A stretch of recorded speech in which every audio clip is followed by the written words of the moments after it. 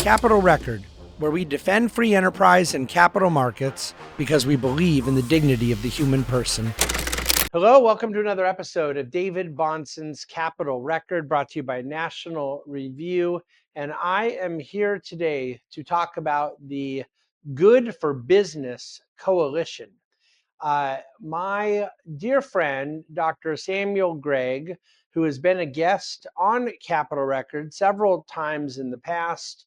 I worked with him for years at the Acton Institute and continue to be a fellow lecturer with him at the annual Acton Institute University.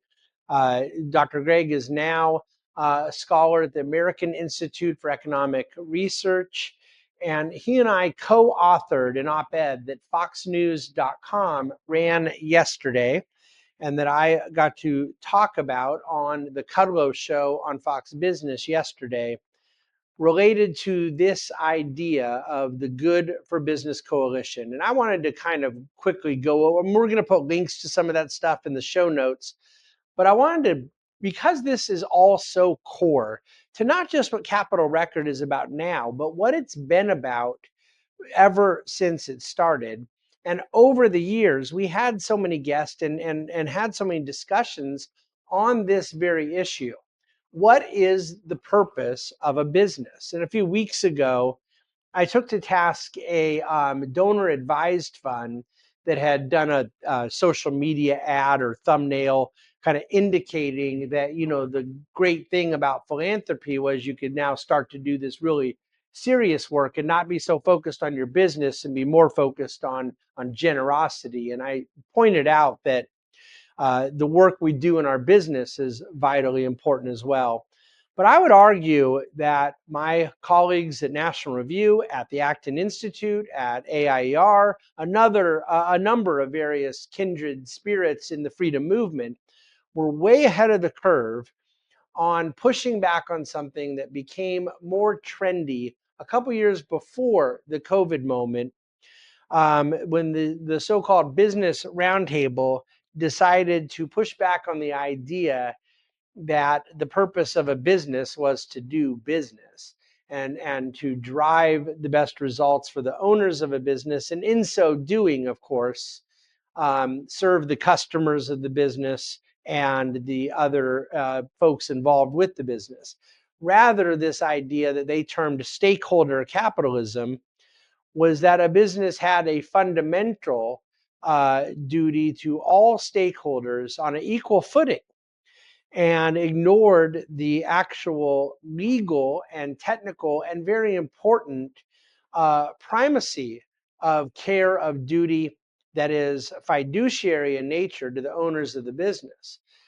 But what I would say that did is then obfuscate what became a far more important issue. It became kind of the fundamental foundational breakdown that led to some of the silliness we had to endure in the years to come, that the both ESG movement and DEI movement and other social and very political connected activist endeavors were at the heart of what a business ought to be focused on. There were people like myself, I was involved in this, but others, my partner and consultant in this endeavor, Jerry Boyer, comes to mind, the great people at Alliance Defending Freedom, folks across the legal community, business community, activists, finance, various elements getting together. And I already provided some aforementioned think tanks that were ideologically on the right side of this to be pushing against this movement. Now, I did a lot of writing over the years and speaking on the fact that a lot of this ESG and DEI distraction was not merely hurting the owners of the business, which is always my primary concern as a fiduciary when it comes to my world of investment management, but that it was driven by a Phariseeism where they thought the mere virtue signaling would adequately atone with left-wing critics that did not care for their profit-making enterprise. And I believe that's what it was always primarily about.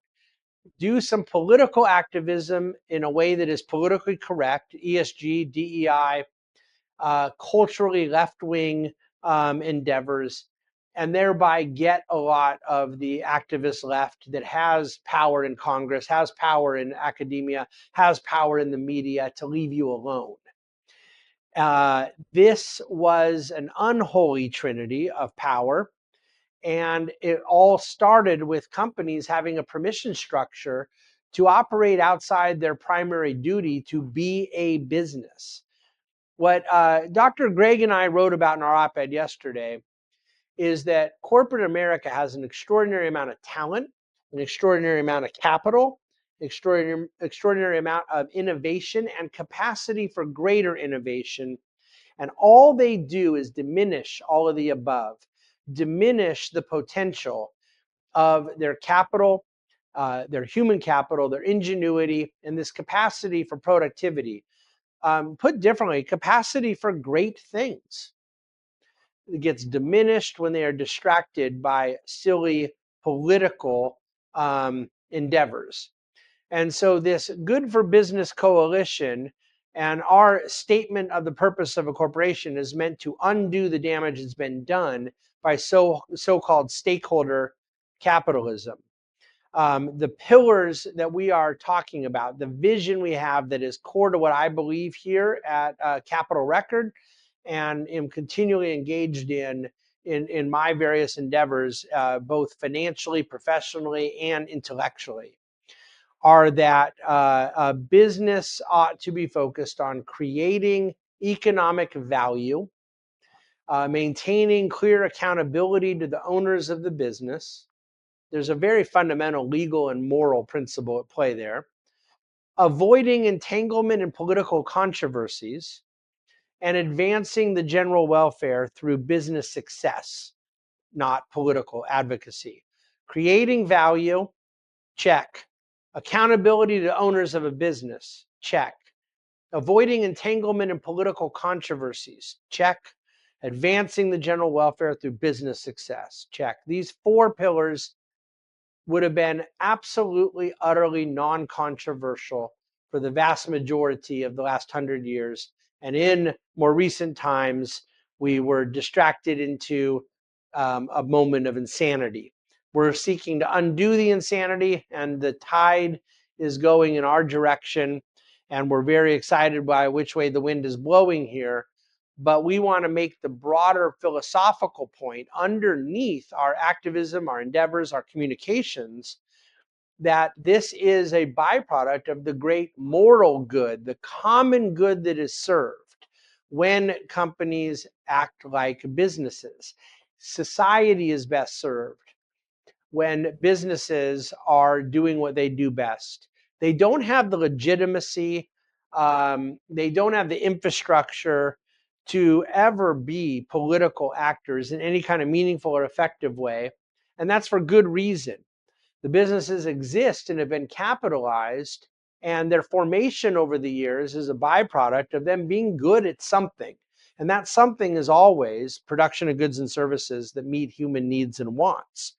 When businesses get distracted from that, it's not just that they are now doing what they do best suboptimally, but they then are suboptimally doing what they were never intended to do best.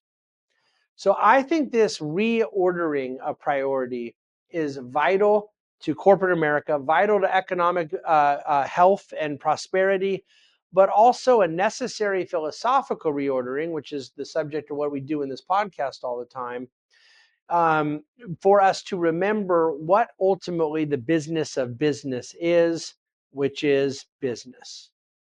Thank you for listening to David Bonson's Capital Record. Thank you to the great organizations like National Review, Acton Institute, AIER, and others that are fighting this good fight. Thank you, of course, to the wonderful mind and contributions of Sam Gregg. And thank you for being a part of Capital Record.